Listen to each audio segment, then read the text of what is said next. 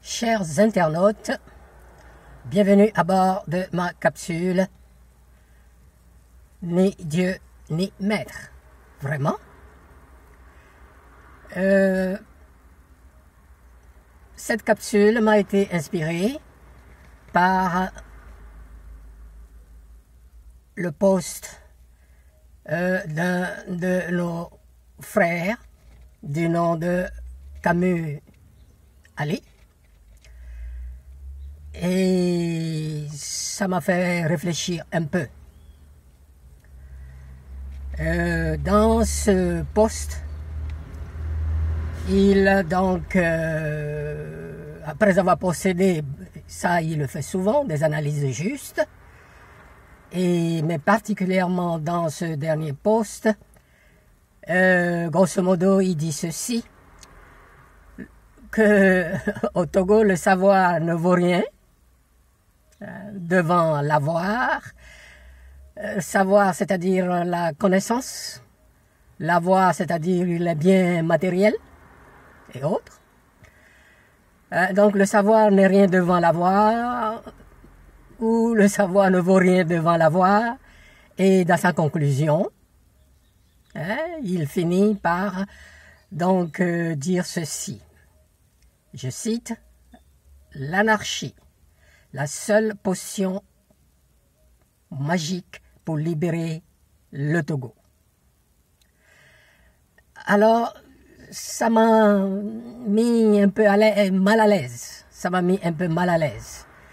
Et ayant déjà eu, à savoir grosso modo ce que c'est que cela, l'anarchiste ou l'anarchisme, ce que c'est comme idéologie, donc créée au XIXe siècle, dans un contexte de capitalisme régnant déjà, et il y avait une classe ouvrière avancée, et tenant compte un peu de notre situation,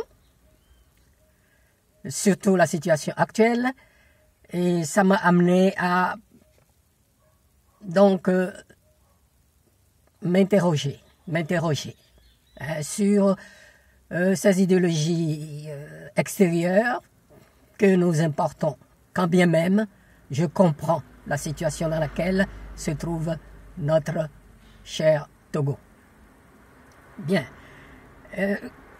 Qu'est-ce que l'anarchie? L'anarchie, en fait, rejette tout ce qui est autorité, ordre. C'est rebelle. Rien d'ordonné vraiment. Tout pouvoir, toute autorité, le rejet du bon Dieu, rejet de mariage, tout ce qui est organisé, structuré, eh bien l'anarchiste rejette cela. Bien, sans aller trop loin, cette idéologie, bien sûr, le père fondateur de cela, c'est Pierre-Joseph Proudhon, un philosophe français. Ayant déjà eu à connaître,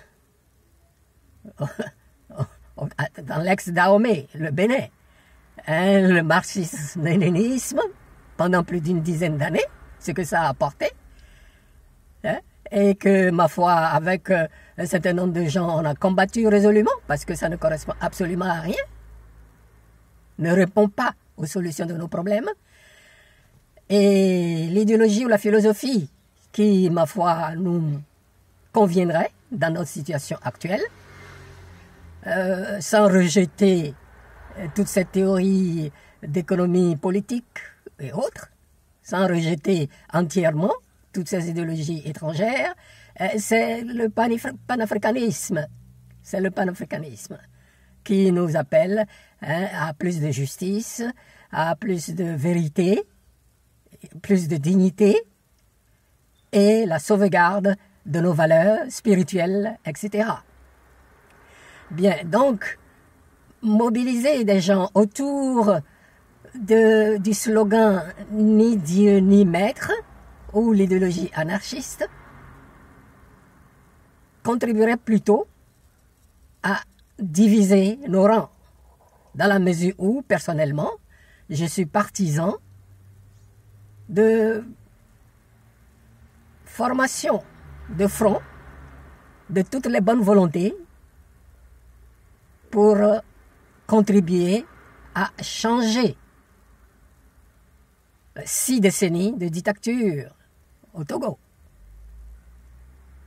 Et ce n'est pas le moment de commencer par essayer d'enfoncer ou de former ou d'éveiller les consciences avec cette idéologie, avec une idéologie de la sorte. Ça ne répond pas du tout à notre situation concrète. Et je tenais à le dire. Quand bien même je comprends très bien, je comprends la situation de désespoir dans laquelle toutes les bonnes volontés sont dans notre pays, ce n'est pas le moment de diviser nos rangs. Toutes les bonnes volontés sincères sont les bienvenues pour entrer dans ce front et s'organiser en vue de changement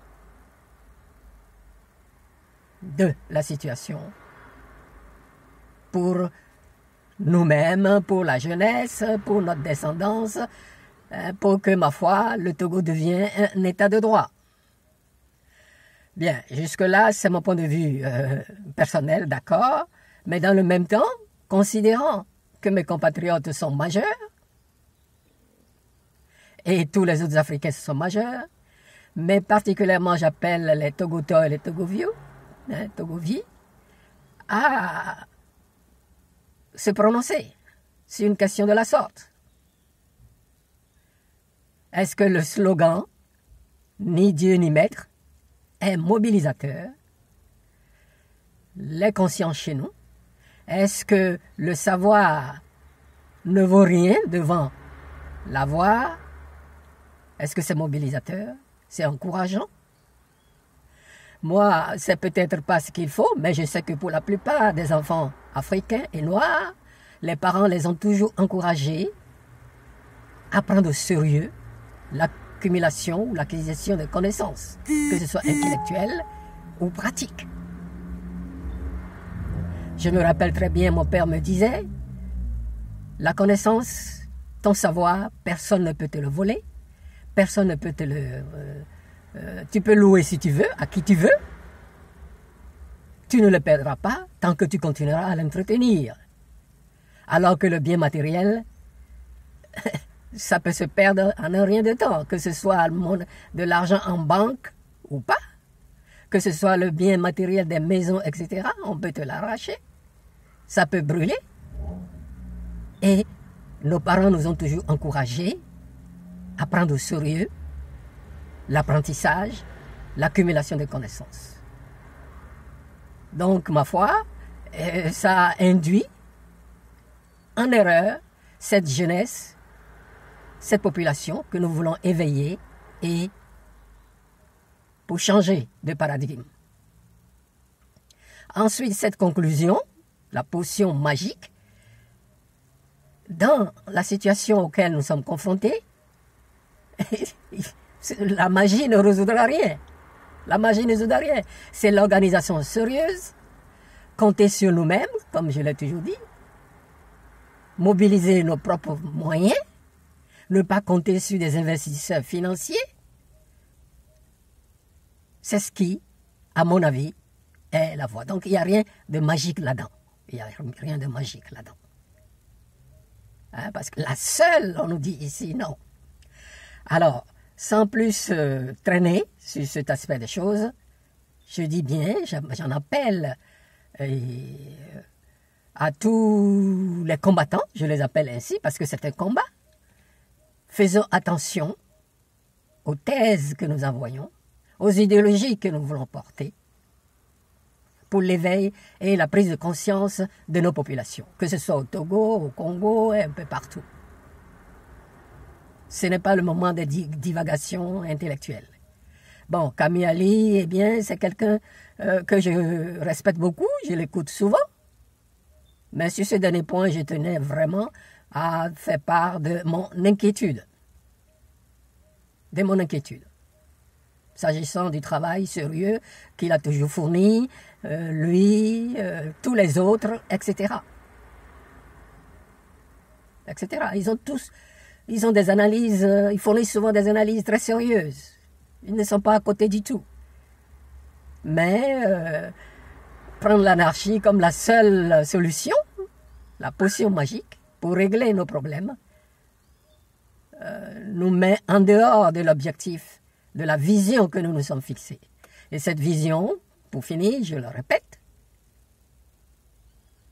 eh bien, c'est donc une politique panafricaniste ou panafricaine, si vous préférez, reposant sur des valeurs que j'ai déjà citées plus haut.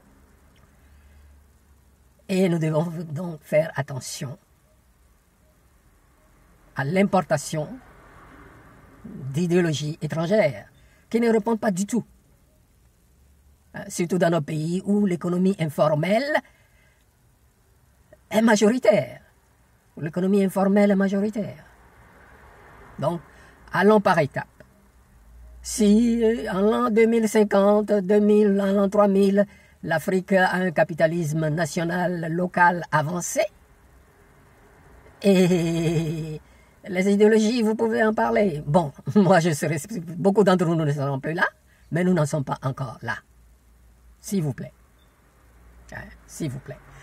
Alors j'en appelle à mes compatriotes qui vont tomber par hasard sur ce que je suis en train d'enregistrer, de réfléchir un peu à cela. S'il nous faut, à l'heure actuelle, une idéologie dont le slogan est ni Dieu ni maître. C'est-à-dire rébellion totale. Tout ce qui est organisé, structuré, on n'en veut pas. Quand je dis organisé, tout ça, même dans nos traditions, la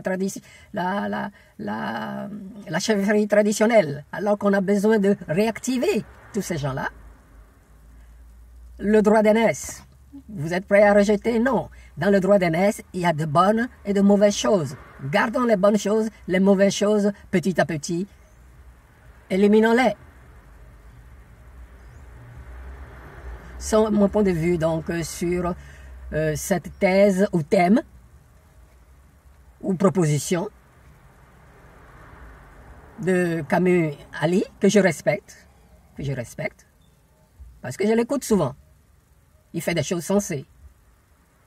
Il produit des choses sensées. Voilà, donc mon point de vue, je vais m'en arrêter ici, en vous appelant, chers internautes, appuyez sur le pouce vers le haut, partagez ceci, distribuez, pour éclairer les esprits, pour éveiller les consciences. Les idéologies étrangères, pardon, laissez-les de côté pour le moment. Nous avons eu une petite expérience du côté du Bénin qui a duré plus d'une dizaine d'années. Le marxisme-léninisme de Mathieu Kérékou. On sait quels dégâts que ça a fait. Et ça a amené même à la conférence nationale au Bénin. Malheureusement, nos frères du côté du Bénin, j'en fais partie, nous nous sommes endormis sur nos lauriers et, ma foi, un cartel est venu avec Patrice Talon, disons les choses, au point où on s'en va même enlever des gens à côté au Togo. Frère Onvi, vous connaissez maintenant toute cette histoire, le Togo est obligé d'aller à l'Interpol. Du gangstérisme, on est arrivé à là. C'est incroyable. Je ne dis pas qu'il n'y a pas de gangstérisme du côté du Togo, il y en a, dans tous nos pays. Au Sénégal, la même chose. On abuse des institutions, on les instrumentalise. Voilà la situation dans laquelle nous nous trouvons, donc, dans le précaré français. Dans le précaré français. Sauf que nous avons la chance d'avoir 3 États du Sahel qui ont pris un nouveau départ. Prenons de l'exemple sur eux. Là où les élections sont possibles, faites-les. Là où les élections sont tout le temps truquées, ce n'est pas possible. Trouvez les moyens appropriés qu'il faut. Je dirais plutôt, trouvons les moyens appropriés qu'il faut pour rejoindre nos frères du Sahel. C'est-à-dire faire comme eux, à compter sur nos propres forces, à avoir une armée vraiment nationale, pas une armée qui devient une milice privée au service d'un chef d'État, des galonnés qui sont simplement des galonnés de parade. Je vous en prie. Donc attention à qui nous choisissons pour mettre à notre tête. Il faut que la personne sorte vraiment de nos rangs. Quelqu'un qui a la pratique des mouvements de masse et qui veut vraiment sincèrement le bien de nos populations et de notre jeunesse. Voilà, et je vous invite donc à partager, à mettre vos commentaires. Comme ça me donnera d'autres occasions pour bavarder avec vous, pour donner mon point de vue là-dessus. Ok? Je vous remercie de m'avoir écouté jusque-là et du courage à nous.